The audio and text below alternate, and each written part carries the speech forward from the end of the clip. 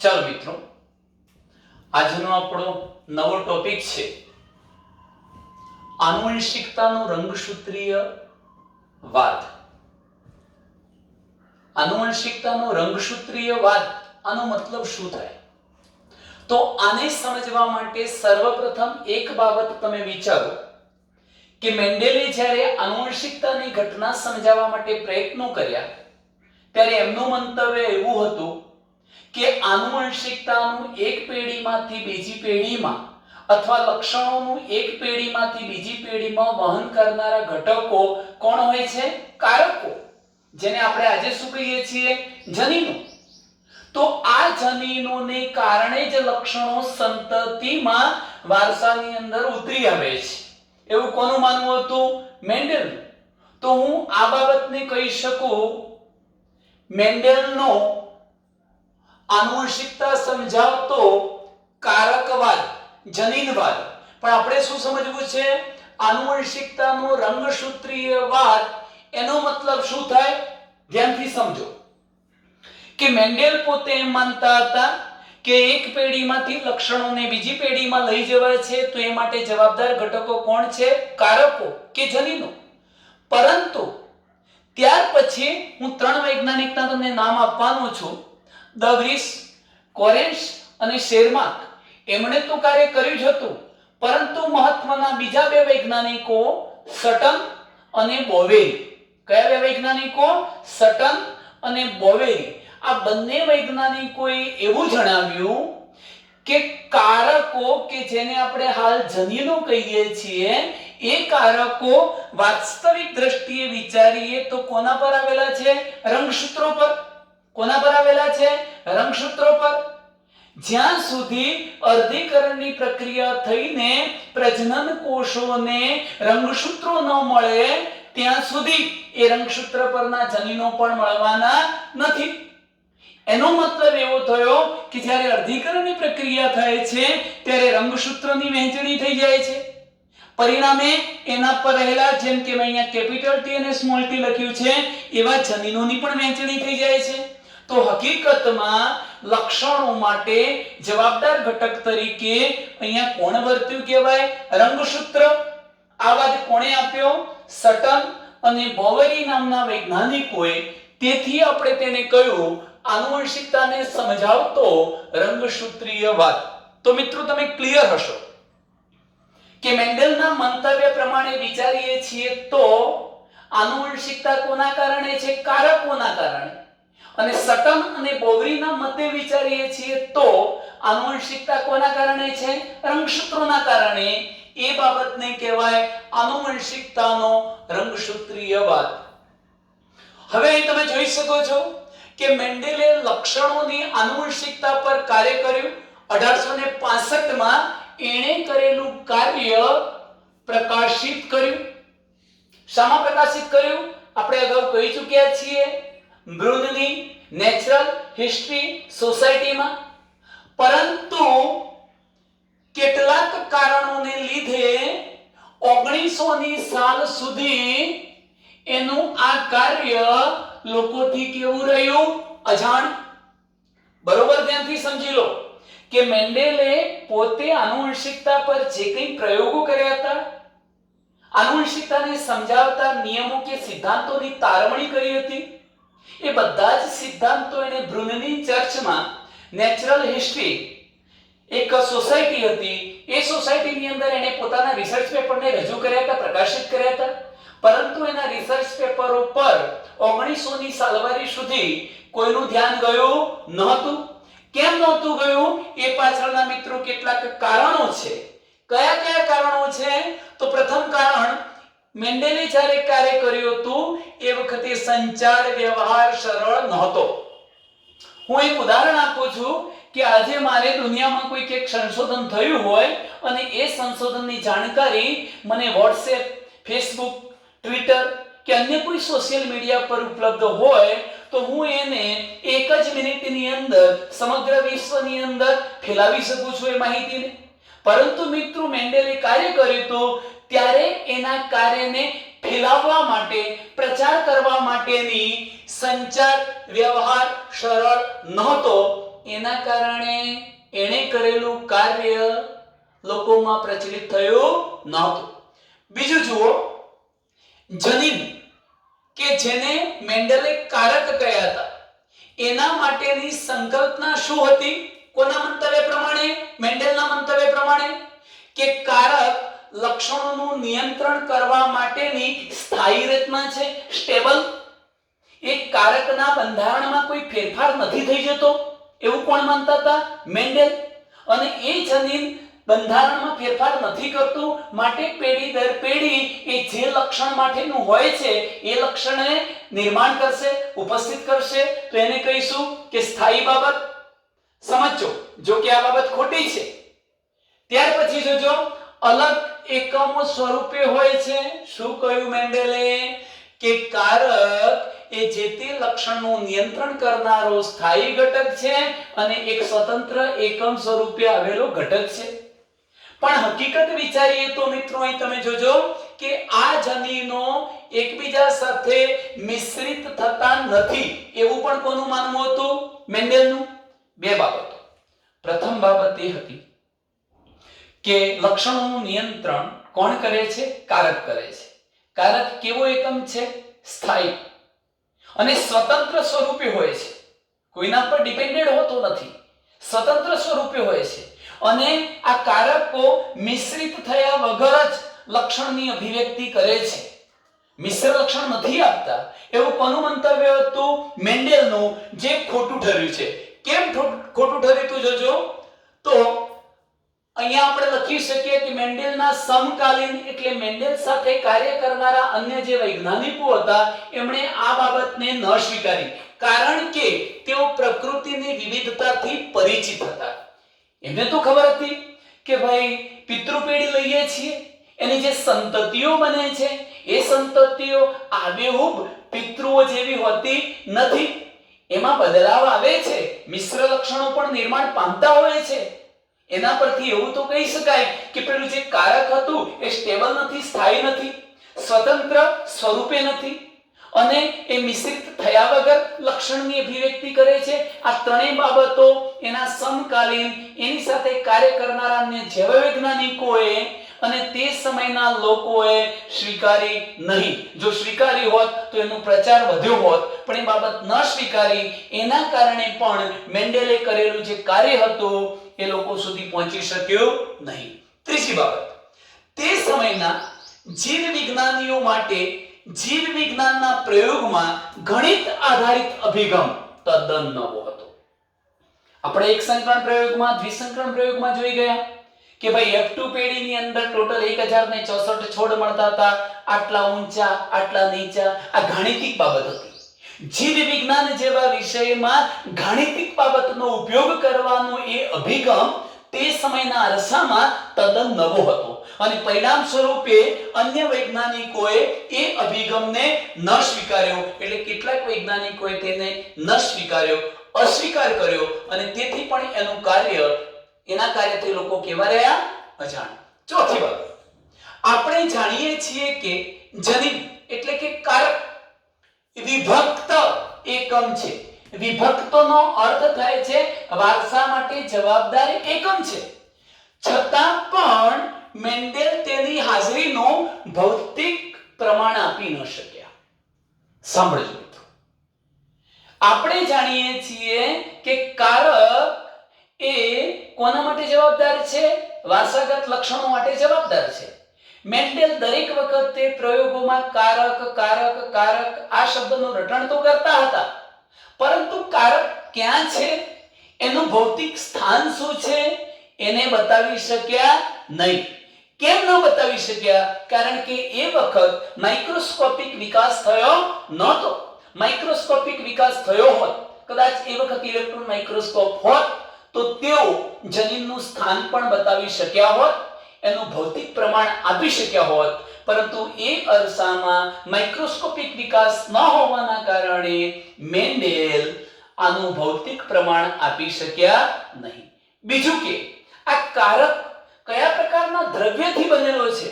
આજે આપણે જાણીએ છીએ કે એની અંદર ન્યુક્લિયોટાઇડ હોય, એડિનાઇન, ગ્વાનિન, સાઇટોસિન, યુરેસિલ, આવા નાઇટ્રોજન બેઝ આવેલા હોય, જો કે યુરેસિલ આરએનએ માં હોય છે, ડીએનએ માં નથી હોતો, પણ નાઇટ્રોજન બેઝની ગોઠવણી હોય, આ બધી જ બાબતથી મેન્ડેલ પોતે અજાણ હતા. તો ચોથી બાબત આપણે જાણીએ છીએ કે જનીન એટલે કે કારક વારસા માટે જવાબદાર એકમ છે, અને છતાં પણ મેન્ડેલ તેની હાજરીનું ભૌતિક પ્રમાણ તથા તે કયા દ્રવ્યના બનેલા છે તે જણાવી શક્યા નહીં. એના કારણે પણ લોકો એમના કાર્યથી કેવા રહ્યા?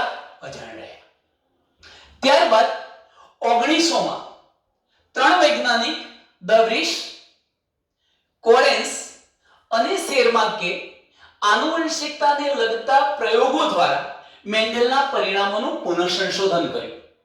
એમણે પણ શું કર્યું કે એમને ખબર તો નહોતી કે આપણે જે પ્રયોગો અત્યારે કરી રહ્યા છીએ એ પ્રયોગોને મેન્ડેલ અગાઉ કરી ચૂક્યો છે, એના પરિણામોને પ્રસ્થાપિત કરી ચૂક્યા છે, એના આધારે આનુવંશિકતાના સિદ્ધાંતો તારવી ચૂક્યા છે.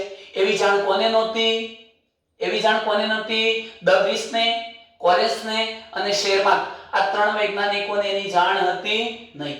એટલે એમણે મેન્ડેલે કર્યા હતા એવા જ પ્રયોગો શરૂ કર્યા, અને એ રીતે મેન્ડેલે કરેલું કાર્ય પુનઃ પ્રકાશમાં આવ્યું. શું થયું? પુનઃ પ્રકાશમાં આવ્યું એવું કહી શકાય. તે સમયમાં સૂક્ષ્મદર્શક યંત્રની ટેકનોલોજીમાં પ્રગતિ થઈ. સાદા સૂક્ષ્મદર્શકમાંથી સંયુક્ત સૂક્ષ્મદર્શક કમ્પાઉન્ડ માઇક્રોસ્કોપ આવ્યું, ત્યાર પછી ઇલેક્ટ્રોન માઇક્રોસ્કોપની પણ શોધ થઈ હશે. આમ સૂક્ષ્મદર્શક યંત્રની ટેકનોલોજીમાં પ્રગતિ થઈ, અને તેથી વૈજ્ઞાનિકો કાળજીપૂર્વક કોષ વિભાજનને જોઈ શકવા માટે સમર્થ થઈ ચૂક્યા હતા. મિત્રો, આટલું યાદ રાખો કે જ્યારે કોષ વિભાજન થાય છે, કોષ વિભાજનની ઘટના બને છે, તો કોષ વિભાજનમાં પૂર્વાવસ્થા, ભાજનાવસ્થા, ભાજનોત્તરાવસ્થા, અંત્યાવસ્થા, પછી બે કોષો બનવા, આ બધી જ ક્રિયાઓને સમજવી હોય. કેવી રીતે એમાં રંગસૂત્રોની વહેંચણી થાય છે, કેવી રીતે રંગસૂત્ર પરેલા જનીનોની વહેંચણી થાય છે, કેવી રીતે પ્રજનન કોષો બને છે, આવા પ્રજનન કોષોનું ફલન થવાથી ફલિતાંડમાં એનું જનીન બંધારણ શું બને છે, આ બધી જ બાબતોનો અભ્યાસ કરવો હોય તો આપણે એમને એમ કરી શકતા નથી. ઇલેક્ટ્રોન માઇક્રોસ્કોપની આપણને જરૂરિયાત પડે છે, કાં તો પછી હાઈ લેવલના કમ્પાઉન્ડ માઇક્રોસ્કોપની જરૂરિયાત રહે છે. પણ આ ત્રણ વૈજ્ઞાનિકોએ જ્યારે સંશોધન કર્યા ત્યારે આવા માઇક્રોસ્કોપ ઉપલબ્ધ હતા, જેના પરિણામે એ સમગ્ર કોષ વિભાજનની ઘટના કેવી રીતે થાય છે એને જોઈ શકવા માટે કેવા બન્યા? સમર્થ બન્યા એમ કહી શકાય. તો આ મુદ્દો તમે જોઈ શકો છો આટલે સુધી. તે સમયે કોષ કેન્દ્રમાં એક સંરચનાની શોધ થઈ. આ ત્રણ વૈજ્ઞાનિક દ વ્રીસ, શેરમાર્ક અને કોરેન્સ નામના વૈજ્ઞાનિકોએ કોષ કેન્દ્રની અંદર એક સંરચના શોધી. જો કે આપણે સંરચનાને શું કહીએ છીએ? રંગસૂત્ર કહીશું. એવી એમણે એક સંરચના શોધી. તો એ બાબત જોજો કે તે સમયે કોષ કેન્દ્રમાં એક સંરચનાની શોધ થઈ ચૂકી હતી, જે કોષ વિભાજન પહેલા સ્વયં જન્મ પામી શકે, એટલે રંગસૂત્રો બેવડાઈ શકે, રંગસૂત્રો વિભાજિત પણ થઈ શકે. આને આપણે શું નામ આપ્યું તો? રંગસૂત્ર. ચલો ત્યાર પછીના મુદ્દાની ચર્ચા કરીએ છીએ મિત્રો. તો 1902 સુધીમાં અર્ધીકરણ દરમિયાન રંગસૂત્રોની હલનચલનની ગતિનું પણ જ્ઞાન પ્રાપ્ત થઈ ગયું હતું. આનો મતલબ શું થાય? 1902 સુધીમાં અર્ધીકરણ દરમિયાન રંગસૂત્રોની હલનચલનની ગતિનું પણ જ્ઞાન પ્રાપ્ત થઈ ગયું હતું. એક સાદી ભાષામાં તમને સમજાવું કે કોઈ એક કોષને વિભાજિત થવું છે, અર્ધીકરણની પ્રક્રિયા દ્વારા કોષ વિભાજન કરી અને પ્રજનન કોષો બનાવવા છે. ચાલો, એક અર્ધીકરણ થાય એટલે કેટલા પ્રજનન કોષો બનવાના છે? 4 પ્રજનન કોષો બનવાના છે. સાંભળજો મિત્રો, 4 પ્રજનન કોષો બનવાના. પણ એ અર્ધીકરણની પ્રક્રિયા દરમિયાન ઘણી બધી ઘટનાઓ બનવાની છે. મૂળ કોષમાં જે રંગસૂત્રો હતા એ રંગસૂત્રો વહેંચાશે, વહેંચણી થવાની. જે પ્રજનન કોષો બન્યા એમાં જોડ પૈકીના બંને રંગસૂત્રો અલગ અલગ પ્રજનન કોષની અંદર દાખલ થઈ જવાના. એના પહેલા દ્વિધ્રુવીય ત્રાકતંતુનું સંકોચન થવાનું, દ્વિધ્રુવીય ત્રાકતંતુનું નિર્માણ થવાનું, રંગસૂત્રો વિરુદ્ધ ધ્રુવ તરફ ખસવાના. એની ફરતે કોષ કેન્દ્ર પટલનું નિર્માણ થવાનું, આ બધી જ બાબતને આપણે સામૂહિક રીતે કહી શકીએ રંગસૂત્રોની હલનચલનની ગતિનું પણ જ્ઞાન પ્રાપ્ત થઈ ગયું હતું વૈજ્ઞાનિકોને. ક્યાં સુધીમાં? 1902 સુધીમાં. વાલ્ટન સટન નામનો વૈજ્ઞાનિક અને થિયોડર બોવરી નામનો વૈજ્ઞાનિક, આ બંને વૈજ્ઞાનિકોએ જોયું અને સમજાવ્યું કે રંગસૂત્રોનો વ્યવહાર, ક્રોમોઝોમ રંગસૂત્રોનું બિહેવિયર એ કોના જેવું હોય છે? જનીનો જેવું, કારકો જેવું. મેન્ડેલે કલ્પેલા કારકો અને સટન અને બોવરીએ કલ્પેલા જે રંગસૂત્રો હતા એ બંનેની વર્તણૂક, વ્યવહાર કેવો હતો? સમાન હતો.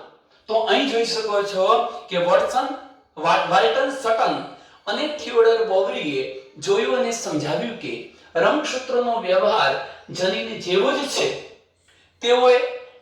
તેઓએ મેન્ડેલે આપેલા આનુવંશિકતાના નિયમોને રંગસૂત્રોની હલનચલનની ગતિવિધિ દ્વારા સમજાવ્યા.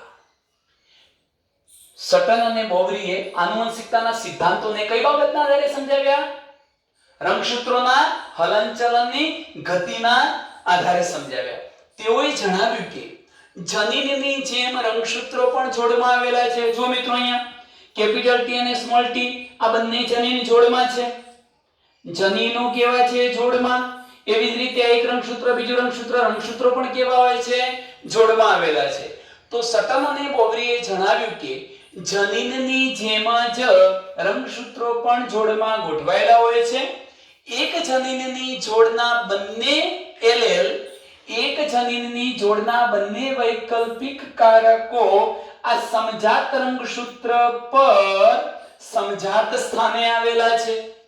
આનો મતલબ શું થાય? સાંભળો કે જનીનની આખી એક જોડ લીધી, એના બંને વૈકલ્પિક જનીનો એટલે કેપિટલ ટી અને સ્મોલ ટી જનીન ક્યાં આવેલા છે? આ સમજાત રંગસૂત્રની જોડ પર સમજાત જગ્યાએ.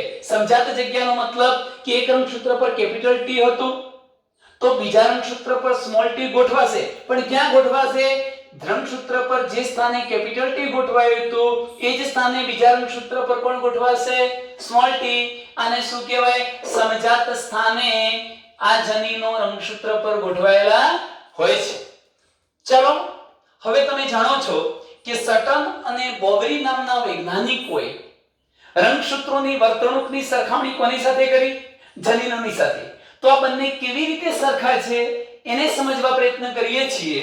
તમે જોઈ શકો છો કે રંગસૂત્રો હંમેશા જોડમાં છે. ચાલો રંગસૂત્રો જોડમાં આવેલા છે તો જનીનો પણ જોડમાં આવેલા છે. બીજો મુદ્દો, જન્યુઓના નિર્માણ દરમિયાન, જન્યુ એટલે કોણ? પ્રજનન કોષો. જ્યારે પ્રજનન કોષો અર્ધીકરણની પ્રક્રિયા દ્વારા બને છે એ વખતે રંગસૂત્રો એવી રીતે વિશ્લેષણ પામે છે કે જોડમાંનું એક જ રંગસૂત્ર જન્યુમાં પ્રવેશે છે.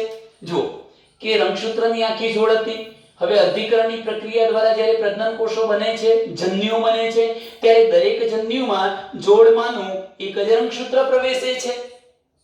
એવી જ રીતે જ્યારે જનીનો પણ અર્ધીકરણની પ્રક્રિયા દ્વારા વિશ્લેષણ પામે છે ત્યારે દરેક જન્યુને પ્રજનન કોષને જોડમાંનું એક જ જનીન પ્રાપ્ત થાય છે. ત્રીજો મુદ્દો જુઓ, અલગ અલગ જોડના રંગસૂત્રો એકબીજાથી સ્વતંત્ર વિશ્લેષણ પામે છે. મેં અગાઉ કહ્યું છે કે બે અલગ અલગ જોડ રંગસૂત્રો લો તો એકબીજાથી સ્વતંત્ર વિશ્લેષણ પામવાના. ટૂંકમાં એક જોડના રંગસૂત્રોનું વિશ્લેષણ બીજી જોડના રંગસૂત્રોના વિશ્લેષણ પર આધાર રાખતું નથી. એવી જ રીતે હું બે જોડ જનીનો લઉં તો એક જોડ જનીનોની વહેંચણી જે રીતે થાય છે એના કરતાં બીજી જોડના જનીનોની વહેંચણી સ્વતંત્ર રીતે પણ થઈ શકે, મુક્ત રીતે થઈ શકે.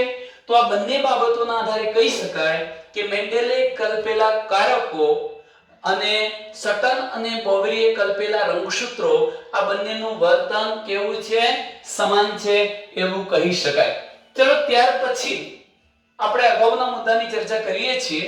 અહીં જોઈ શકો છો અર્ધીકરણ 1 ભાજનોત્તરાવસ્થામાં રંગસૂત્રોની બે જોડ એકબીજાથી સ્વતંત્ર રીતે સંરેખિત થઈ શકે છે.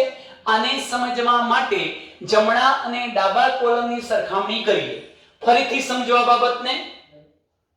આ બાબતને ફરીથી સમજો કે અર્ધીકરણ એકની ભાજનોત્તરાવસ્થામાં રંગસૂત્રોની બે જોડ મધ્યાવસ્થા પટ્ટિકા પર ગોઠવાય છે. તમે આ રંગસૂત્રની એક જોડ લીધી, આ સમજાત રંગસૂત્રની એક જોડ છે, સમજાત રંગસૂત્રની આ બીજી જોડ છે. કઈ અવસ્થા? અર્ધીકરણ વિભાજન એકની જ્યારે ભાજનોત્તરાવસ્થા આવે. એમાં મિત્રો તમે જાણતા હશો કે આ દ્વિધ્રુવીય ત્રાક તંતુઓ સેન્ટ્રોમિયર સાથે જોડાયેલા છે. એટલું જ નહીં, આ ભાજનોત્તરાવસ્થામાં તેઓ બંને દ્વિધ્રુવીય ત્રાક તંતુઓ સંકોચન પામશે અને જોડમાં રહેલા બંને રંગસૂત્રોને એકબીજાથી વિરુદ્ધ ધ્રુવ તરફ લઈ જવાનો પ્રયત્ન કરશે. તો ટૂંકમાં અર્ધીકરણ એકની ભાજનોત્તરાવસ્થા રંગસૂત્રોની બે જોડ, આ એક અને બીજી જોડ કયા તલ પર ગોઠવાયેલી છે? ભાજન તલ પર, વચ્ચેના અક્ષ પર ગોઠવાયેલી છે. એને કહેવાય મધ્યાવસ્થા પટ્ટિકા પર એકબીજાથી સ્વતંત્ર. આ ગોઠવાઈ છે એના કરતા સ્વતંત્ર રીતે ગોઠવાયેલી હોય છે.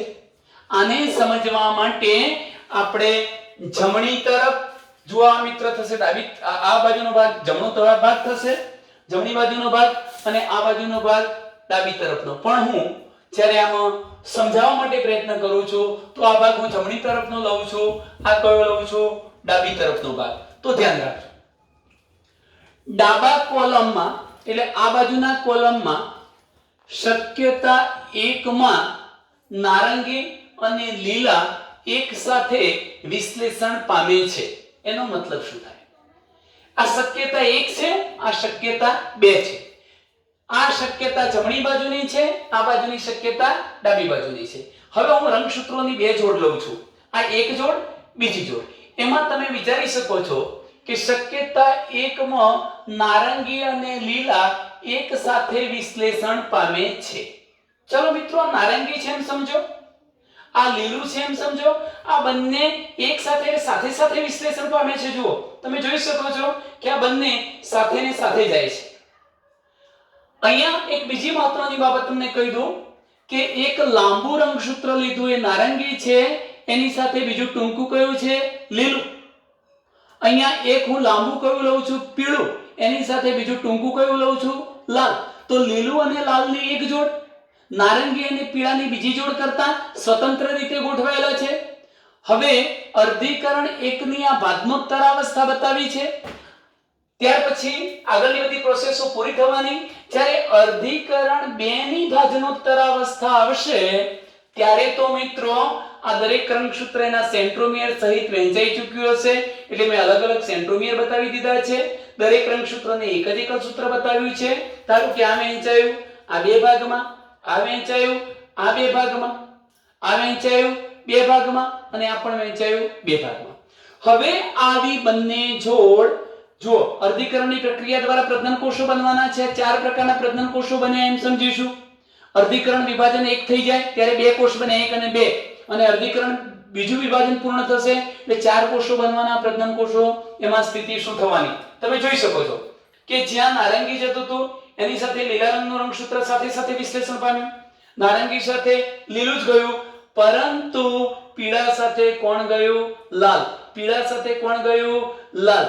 આમ એમ કહી શકાય કે એક જોડના રંગસૂત્રોનું વિશ્લેષણ જે રીતે થાય છે એના કરતાં બીજી જોડના રંગસૂત્રોનું વિશ્લેષણ જુદી રીતે થાય છે. બંનેનું સ્વતંત્ર રીતે વિશ્લેષણ થાય છે.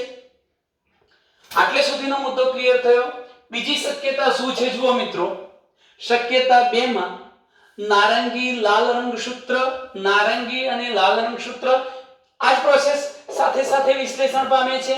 એક પ્રજનન કોષમાં નારંગી અને લાલ બંને સાથે જાય છે, નારંગી લાલ સાથે બંને જાય છે. પરંતુ અહીંયા જોઈ શકો છો કે પીળા સાથે કોણ જાય છે? લીલું. પીળા સાથે કોણ જાય છે? લીલું. એટલે એમ કહી શકાય નારંગી અને લાલ રંગસૂત્રનું વિશ્લેષણ સાથે પ્રજનન કોષમાં થાય છે. તેવી જ રીતે પીળા અને લીલા રંગસૂત્રોનું વિશ્લેષણ પણ સાથે પ્રજનન કોષમાં થાય છે. ચલો મિત્રો, એક લાસ્ટ ટોપિક તરફ જઈએ છીએ જે તમે આ બોર્ડમાં જોઈ શકો છો. આ બોર્ડની અંદર લખેલું લખાણ આપણે જોઈશું. જુઓ કે સટન અને બોવરીએ તર્ક રજૂ કર્યો કે રંગસૂત્રોની જોડ બનાવી અને અલગ એટલે કે વિશ્લેષણ પામવું, વહેંચાઈ જવું, તે પોતાની સાથે લઈ જવાઈ રહેલા કારકોના વિશ્લેષણનું કારણ બનશે. આ એવું કહેવા માંગે છે કે રંગસૂત્રની જોડ બની અને ત્યારબાદ જ્યારે પ્રજનન કોષોનું નિર્માણ થયું હતું ત્યારે અલગ અલગ પ્રજનન કોષમાં રંગસૂત્રોની વહેંચણી થઈ ગઈ. હવે જે પ્રજનન કોષમાં રંગસૂત્રો ગયા એની સાથે કોને લઈ જશે? કારકોને પણ લઈ જશે. એટલે કોની વહેંચણી થવાની? કારકોની પણ વહેંચણી થાય છે. સટને રંગસૂત્રના વિશ્લેષણને મેન્ડેલના સિદ્ધાંતો સાથે જોડી દીધા. ત્યારબાદ એને આનુવંશિકતાનો રંગસૂત્રવાદ તરીકે ઓળખવામાં આવ્યો. આમ મેન્ડેલે જેને કારક તરીકે લઈને આનુવંશિકતાના સિદ્ધાંતો આપ્યા હતા, પરંતુ કારક અને રંગસૂત્રોની વર્તણૂક સરખી હોવાના કારણે અને કારકો રંગસૂત્ર પર આવેલા હોવાના કારણે સટન અને બોવરીએ કારકવાદ નહીં પરંતુ આનુવંશિકતાને સમજાવવા માટે રંગસૂત્રવાદ રજૂ કર્યો. આ વિચારના સંશ્લેષણનું પાલન કરીને થોમસ હન્ટ નામના વૈજ્ઞાનિકે, થોમસ હન્ટ મોર્ગન, ટી.એચ. મોર્ગન, આ વૈજ્ઞાનિક જેણે સંલગ્નતા, પુનઃસંયોજન જેવી ઘટનાઓ સમજાવી છે. એમણે ફળમાખી એટલે ડ્રોસોફિલા મેલાનોગેસ્ટર નામની ફળમાખી પર એમણે પ્રયોગો કર્યા છે મિત્રો. તો અહીં જોજો, આપણે આપેલો આ આનુવંશિકતાનો રંગસૂત્રવાદ જે હતો એ વિચારના સંશ્લેષણનું પાલન કરીને થોમસ હન્ટ મોર્ગન નામના વૈજ્ઞાનિકે તથા તેના સાથીઓએ આનુવંશિકતાનો રંગસૂત્રીયવાદ અથવા સિદ્ધાંતની પ્રાયોગિક ચકાસણી કરી. આ પ્રાયોગિક ચકાસણી કરવા માટે એમણે કોનો ઉપયોગ કર્યો? ફળમાખીનો. ડ્રોસોફિલા મેલાનોગેસ્ટર નામની ફળમાખી પર એમણે કાર્ય કર્યું છે અને એ દરમિયાન લિંગી પ્રજનનમાં જે ઉત્પાદન થવાનું, સંતતિ મળવાની, એમાં જોવા મળતી ભિન્નતા માટે આધારભૂત શોધ કરી નાખી. કોણે? થોમસ હન્ટ મોર્ગને. તો મિત્રો આપણે આ ટોપિકમાં આટલે સુધી અટકીએ છીએ. અસ્તુ.